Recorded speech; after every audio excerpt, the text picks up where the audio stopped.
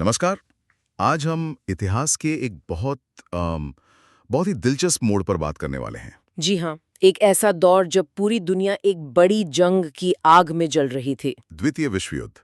और हम ये समझने की कोशिश करेंगे कि जब बाहर ये सब चल रहा था, तब भारत के अंदर आज़ादी की लड़ाई की शक्ल क्या थी।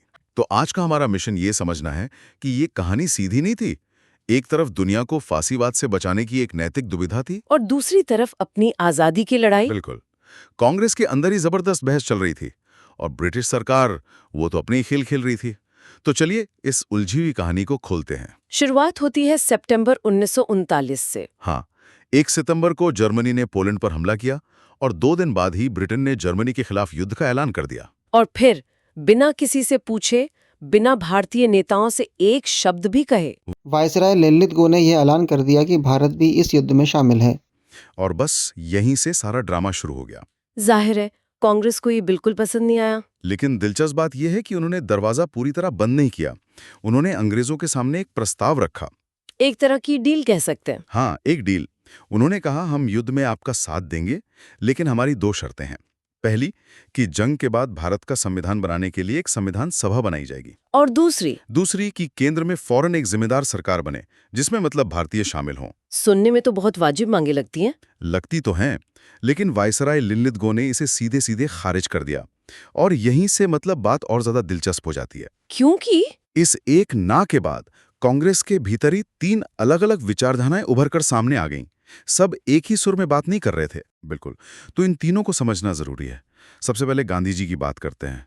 उनका स्टैंड क्या था, ये थोड़ा हैरान करता है ना। हाँ, ये थोड़ा अजीब लगता है कि गांधी जी जो अहिंसा के इतने बड़े समर्थक थे, वो एक हिंसक युद्ध में बिना शर्त समर्थन देने को कैसे तैयार थे। इसके पीछे उनकी क्या सोच रही होगी। देखिए, गांधी जी फांसीवादी विचारधारा से मतलब नाजीवाद से सख्त नफरत करते थे।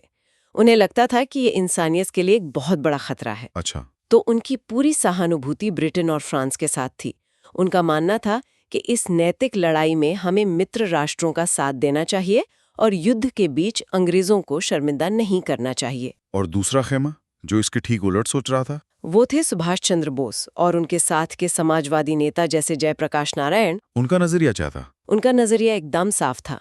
वो कहते थे कि ये कोई लोकतंत्र और तानाशाही की लड़ाई नहीं है। तो फिर क्या है। ये 2 साम्राज्यवादी ताकतों की लड़ाई है। एक तरफ ब्रिटेन और फ्रांस है जो अपने पुराने साम्राज्य को बचाना चाहते हैं, और दूसरी तरफ जर्मनी है जो अपना नया साम्राज्य बनाना चाहता है। मतलब भारत के लिए दोनों ही दुश्मन हैं। बिल्कुल। तो किसी का साथ क्यों दें, बल्कि यही तो मौका है। ब्रिटेन मुश्किल में है, इसी वक्त एक बड़ा सविनय अवज्ञा आंदोलन छेड़ो और आजादी छीन लो। यानी दुश्मन की मुश्किल हमारा मौका वाली सोच। और इन दोनों के बीच में थे जवाहरलाल नेहरू। हाँ, नेहरू एक तरह से इन दोनों के बीच फंसे हुए थे। वो मानते थे कि नैतिक रूप से ब्रिटेन सही है, फांसीवाद वाकई एक खतरा है। लेकिन वो ये भी कहते थे कि हमें गुलाम देश के तौर पर किसी की आज़ादी की लड़ाई कैसे लड़ सकते हैं। जब तक भारत खुद आज़ाद नहीं होता, तब तक वो युद्ध में शामिल नहीं हो सकता। और वो तुरंत आंदोलन शुरू करने के पक्ष में भी नहीं थे। नहीं, उन्हें लगता था कि दुनिया की नज़र में ये मौका परस्ती लगेगी। तो अंत में कांग्रेस वर्किंग कमेटी ने क्या फैसला किया। CWC ने, जो कांग्रेस की सबसे बड़ी फैसले लेने वाली बॉडी थी, उसने नेहरू के रास्ते को अपनाया। उन्होंने एक प्रस्ताव पास किया। जी, जिसका सार ये था कि आप हमसे उम्मीद कैसे कर सकते हैं कि हम दुनिया में लोकतंत्र के लिए लड़ें जब आपने हमें ही लोकतंत्र नहीं दिया है। ठीक है, तो कांग्रेस ने अपना स्टैंड साफ कर दिया। अब इस पर ब्रिटिश सरकार की प्रतिक्रिया क्या थी। उनकी प्रतिक्रिया पूरी तरह से नेगेटिव थी और चालबाजी से भरी हुई। 17 अक्टूबर 1939 को वायसराय लिनलिथगो ने एक बयान जारी किया। और इस बयान में क्या था। जो कहा गया उससे ज्यादा जरूरी है ये समझना है कि उसके पीछे का इरादा क्या था। उन्होंने कांग्रेस के खिलाफ मुस्लिम लीग और राजकुमारों का इस्तेमाल करने की कोशिश की। अच्छा, वो कैसे। उन्होंने कहा कि भविष्य में भारत के संविधान में कोई भी बदलाव करने से पहले हम सभी पार्टियों, समुदायों और राजकुमारों से बात करेंगे। मतलब कांग्रेस को अकेले भारत की आवाज मानने से इनकार कर दिया। बिल्कुल। और उन्होंने युद्ध के बाद क्या होगा इस पर कोई भी साफ वादा करने से मना कर दिया।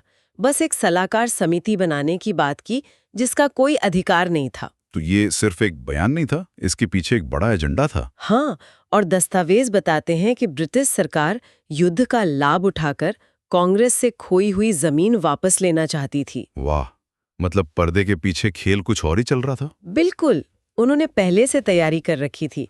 युद्ध घोषित होते ही डिफेंस ऑफ इंडिया ऑर्डिनेंस लागू कर दिया गया, जिसने नागरिक आजादी को लगभग खत्म कर दिया। और उन्होंने कांग्रेस को कुचलने का भी प्लान बना रखा था। हाँ, मई 1940 तक उन्होंने एक ड्राफ्ट रेवोल्यूशनरी मूवमेंट ऑर्डिनेंस भी तैयार कर रखा था।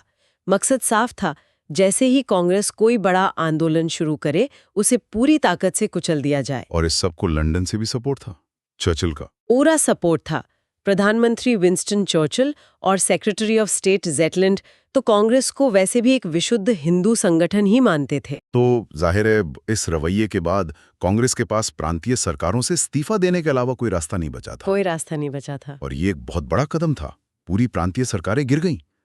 तो सवाल ये है कि क्या इसके फौरन बाद कोई बड़ा आंदोलन शुरू हुआ? नहीं, ऐसा हुआ नहीं। गांधी जी और उनके समर्थक तुरंत किसी बड़े जनसंघर्ष के पक्ष में नहीं थे। क्यों? उन्हें क्या चिंता थी? उन्हें लगता था कि देश में सांप्रदायिक माहौल ठीक नहीं है, हिंदू मुस्लिम एकता उतनी मजबूत नहीं है, और शायद जनता भी एक लंबे संघर्ष के लिए अभी तैयार नहीं है।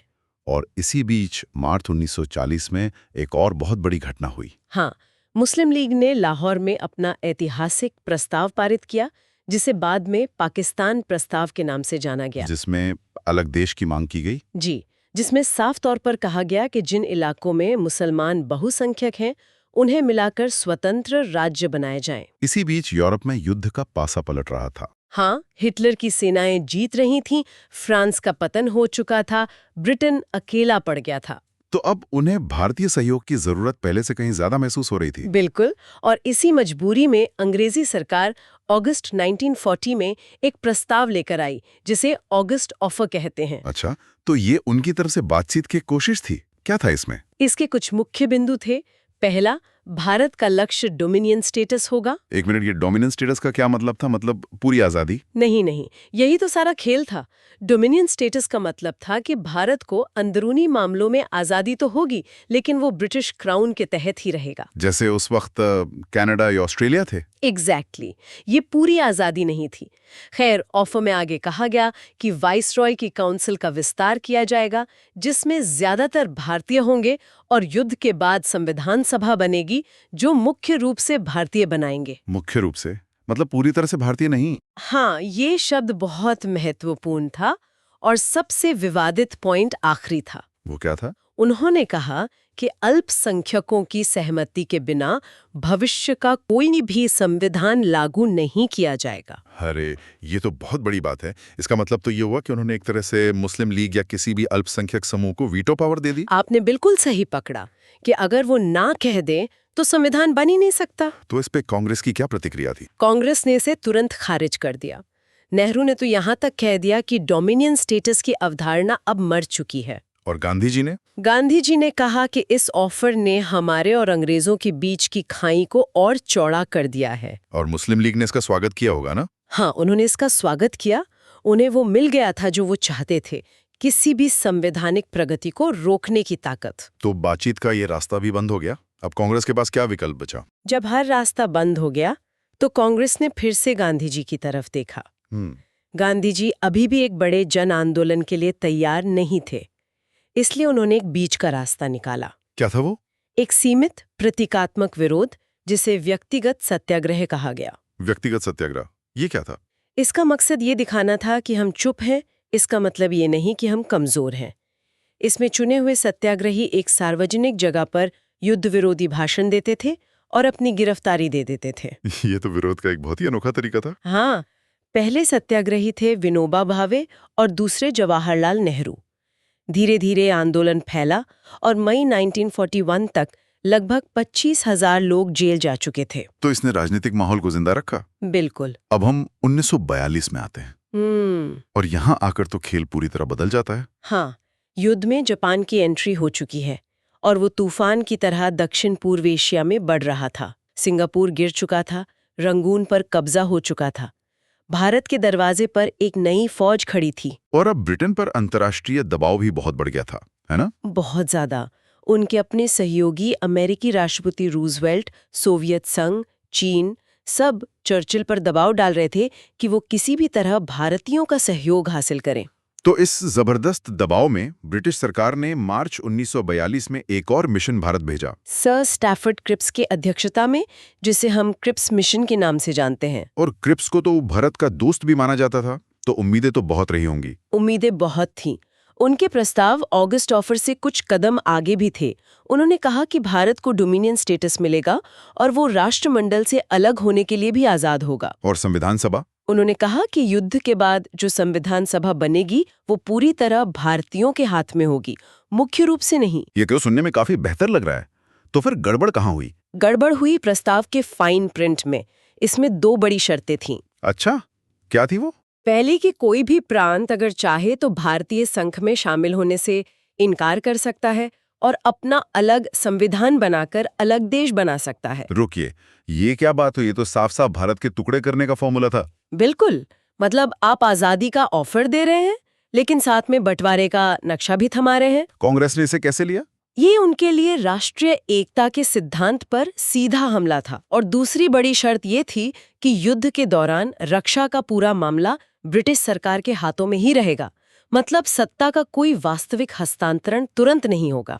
तो फिर ये मिशन फेल क्यों हुआ, ये समझना मुश्किल नहीं है। लेकिन क्या किसी और को ये प्रस्ताव पसंद आया? मुस्लिम लीग को? किसी को नहीं। यही इसकी सबसे बड़ी विफलता थी। मुस्लिम लीग ने भी इसे खारिज कर दिया क्योंकि उन्हें लगा कि इसमें पाकिस्तान बनाने की मांग को खुलकर स्वीकार नहीं किया गया है। और दूसरे समूह? सिख इस बात से डर गए कि अगर बंटवारा हुआ तो पंजाब उनसे छिन जाएगा। दलित वर्ग को लगा कि बंटवारे के बाद वो सवर्ण हिंदुओं के रहमो कर्म पर रह जाएंगे। ये एक ऐसा प्रस्ताव था जिसने सबको नाराज कर दिया। और यहीं पर गांधी जी ने वो अपनी मशहूर टिप्पणी की थी ना, ये एक पोस्ट डेटेड चेक। जी हाँ, उन्होंने इसे अ पोस्ट डेटेड चेक कहा था। और कहानी तो यहाँ तक है कि किसी ने इसमें ये भी जोड़ दिया था, ऑन अ फेलिंग बैंक। एक डूबते हुए बैंक का पोस्ट डेटेड चेक। हाँ, मतलब आप हमें भविष्य का एक ऐसा वादा कर रहे हैं जिसका खुद का कोई भरोसा नहीं कि वो कल रहेगा या नहीं। आप शायद खुद ही यहाँ हुकूमत करने के लिए ना बचे। वाह। और ऐसा लगता है कि क्रिप्स के पास भी बातचीत की कोई खास गुंजाइश नहीं थी। बिल्कुल नहीं, उनका रवैया था ये लो या छोड़ दो। और पर्दे के पीछे प्रधानमंत्री चर्चिल और वाइसराय लिनलिथ को लगातार क्रिप्स की कोशिशों को कमजोर कर रहे थे। वो असल में कोई सत्ता देना ही नहीं चाहते थे। अंत में वाइसराय के वीटो पावर के सवाल पर बातचीत पूरी तरह टूट गई। क्रिप्स खाली हाथ इंग्लैंड लौट गए और अपने पीछे छोड़ गए एक ऐसा भारत जो धोखे और कड़वाहट से भरा हुआ था। तो इन दस्तावेजों से जो तस्वीर उभरती है वो साफ है। 1939 से 1942 का ये दौर उम्मीदों, गहरी बहसों और आखिर में भारी निराशा का दौर था। एक तरफ कांग्रेस थी जो फांसीवाद के खिलाफ लड़ना तो चाहती थी, लेकिन एक आजाद देश की हैसियत से। और दूसरी तरफ ब्रिटिश सरकार थी जो किसी भी कीमत पर सत्ता छोड़ने को तैयार नहीं थी। अगस्त प्रस्ताव और क्रिप्स मिशन जैसे प्रयास सिर्फ दिखावा साबित हुए। इन विफलताओं ने राष्ट्रवादियों और ब्रिटिश सरकार के बीच अविश्वास की खाई को इतना गहरा कर दिया कि उसे पाटना नामुमकिन हो गया। स्रोत के अंत में एक बहुत ही दमदार बात कही गई है। हाँ, भारतीय लोगों को लगा कि देश में मौजूदा स्थिति असहनीय हो गई है और साम्राज्यवाद पर अंतिम हमले का समय आ गया है। और ये हमें एक बहुत ही जरूरी सवाल पर लाकर छोड़ देता है। जब बातचीत के सारे दरवाजे बंद हो चुके हों, जब भरोसा पूरी तरह से टूट चुका हो, तो साम्राज्यवाद पर यह अंतिम हमला आखिर किस रूप में हो सकता था? इस बारे में सोचने के लिए हम इसे यहीं छोड़ते हैं।